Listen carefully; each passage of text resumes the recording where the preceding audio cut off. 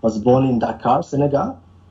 For those of you who know, very beautiful country in West Africa. And then that's where my father went to school. And then when I was 6 years old, I moved to Cameroon, in a small town somewhere close to Nigeria. I have like the best childhood memories there, the food, the music. And then when I was 9, I moved to Switzerland with my sister. I stayed in a small village in the Alps. I didn't learn how to ski, but I can make some really good raclette.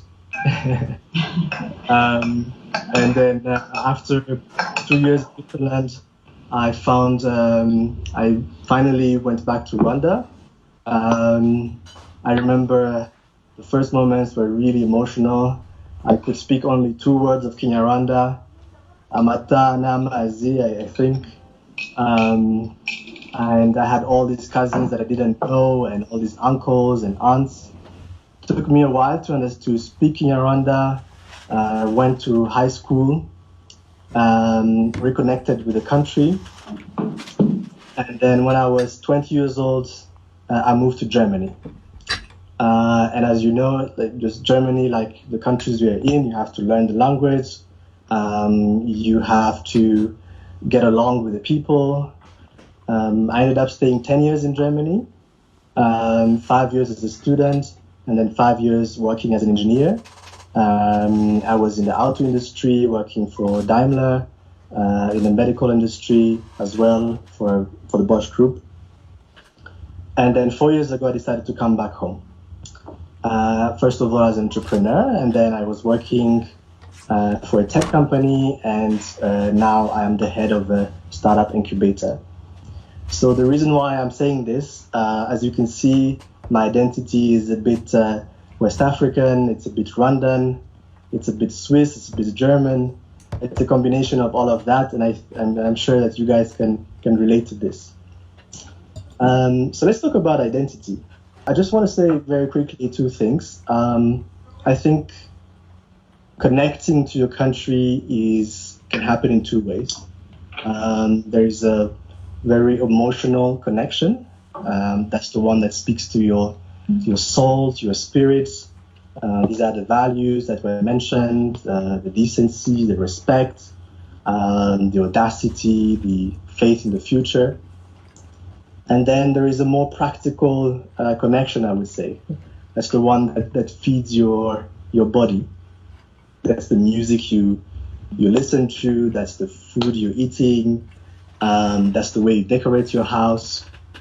So all of these things are more tangible, things that you can feel, touch, smell. So I want to explore something with you. Think of your life as a design project, and you are the designer of your life. When you think like that, the first thing that may come to your mind, or the first question you might ask yourself is, do I want to stay in the Nordics, or do I want to move back? Now, I think that's a very personal decision, and sometimes we tend to look at it in a very binary way. It has to be one or the other. Personally, I think that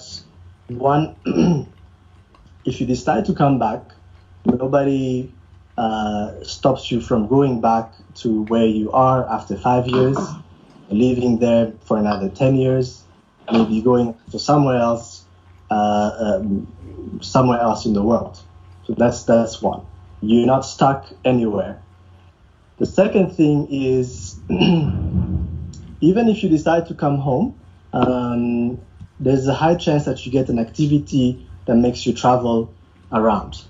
I have friends that are in art, in business, in government here in Rwanda, but they are constantly traveling, a conference in Dakar, a science exhibition in Cape Town, a business trip to Dubai. So you're not stuck here. You would be based in Rwanda, and in fact, you may have like in the first company I was working for, I had Japanese colleagues. I had to travel to the Middle East. So Rwanda is actually your home, but it's your base, right? The third thing is because of this new pandemic, there are new possibilities that we didn't explore before. I have a few friends who came back from the US and from Canada. They were here for vacation. And guess what? They decided to stay here and started to work remotely for the companies they work for. So that is now becoming possible. I personally work for a German organization that is based in Berlin. And I work with them like remotely on a daily basis. In fact, the funny thing is that I've made more contacts in Germany in the last 2 years than in the 10 years that I was in Germany. So I'm speaking now to members of parliament. I'm speaking to people in the business community. So my point is that coming home doesn't mean that you are disconnected from where you are. In fact, it's just something that is more complementary to your life today.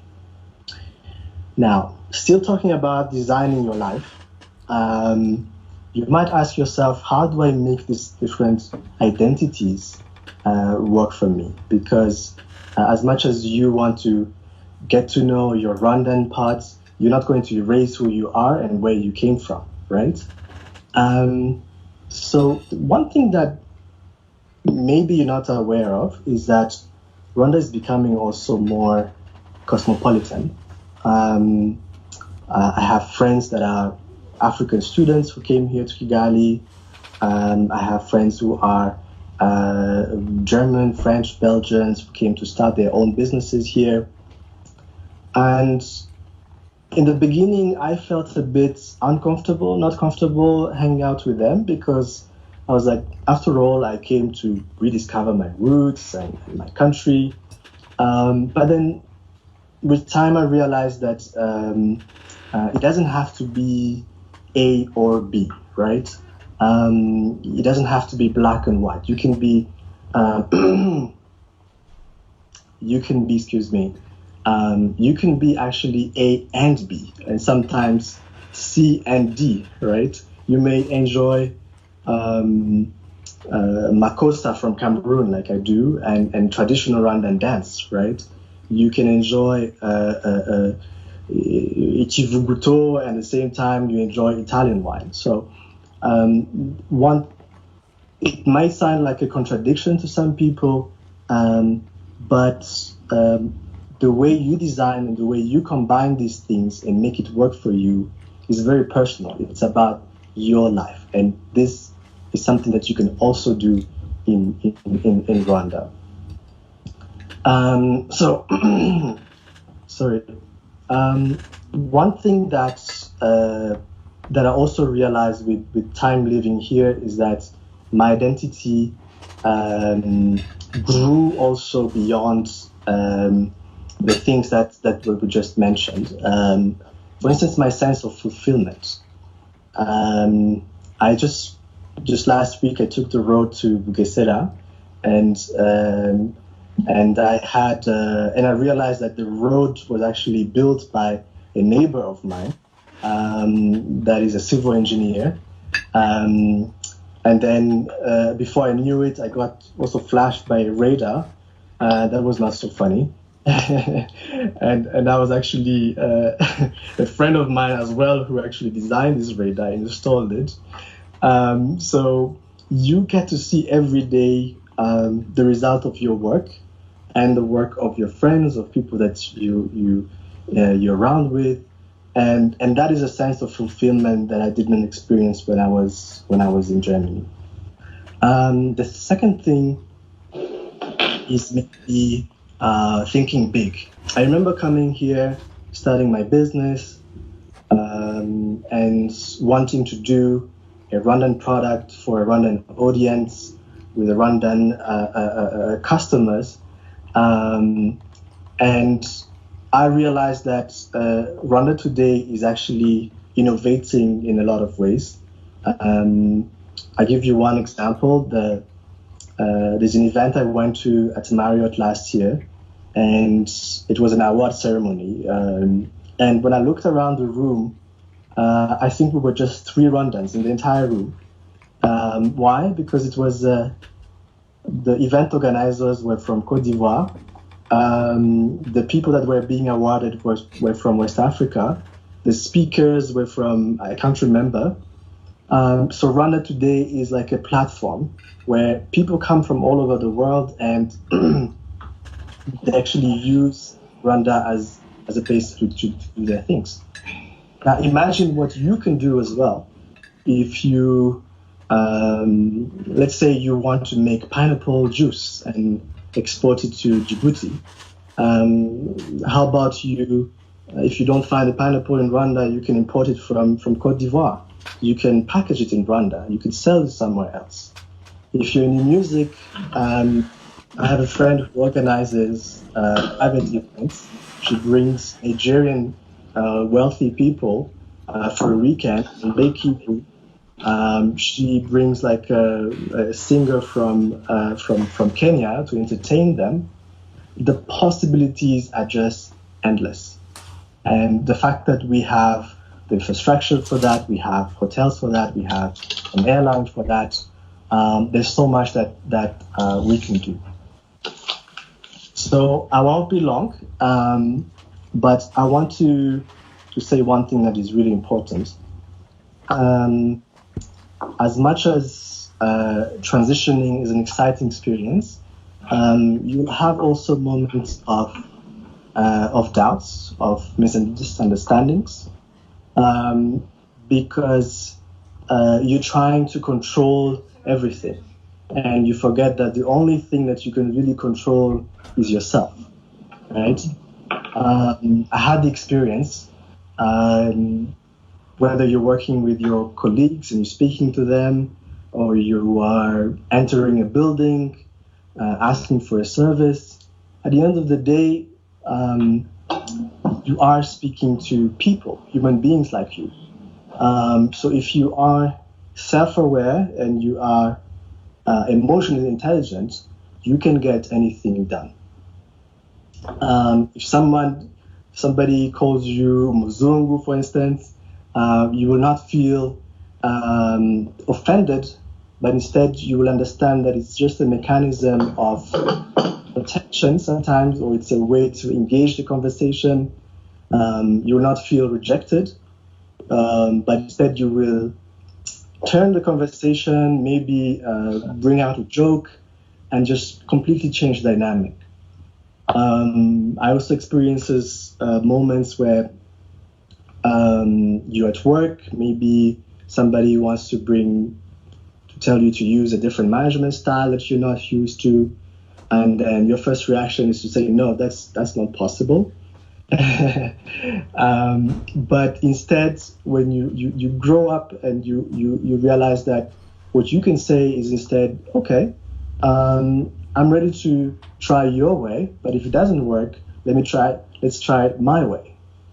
So that's emotional intelligence. That's you finding ways to go around things, not losing yourself, but also being open to learn new things. So that is very, very important. So if there is one thing that you should keep from my talk, is that your greatest asset when you come back home is not your bank account or the amount of diplomas that you have, but it's really your emotional intelligence. And I believe that the more you learn about it, if you've not started yet, the more you'll be able to enjoy your identity and discover your true self. So with that, I will just close here, and I will encourage you to follow some of the people on Twitter. The organization I work for, we realized that there are a lot of diaspora people in the Sudanese Kigali right now. So organizing also a few trainings that are very practical about finance, if you want to come back home, land, all these things. Of course, we cannot touch on all these things today. We're talking more about identity. But if you have more questions, feel free to reach to us. And we'll be announcing some of the trainings that we have online. And again, thank you, Ambassador. Thank you, Ministers. Thank you, Deborah. I'll be glad to have questions with you a bit later.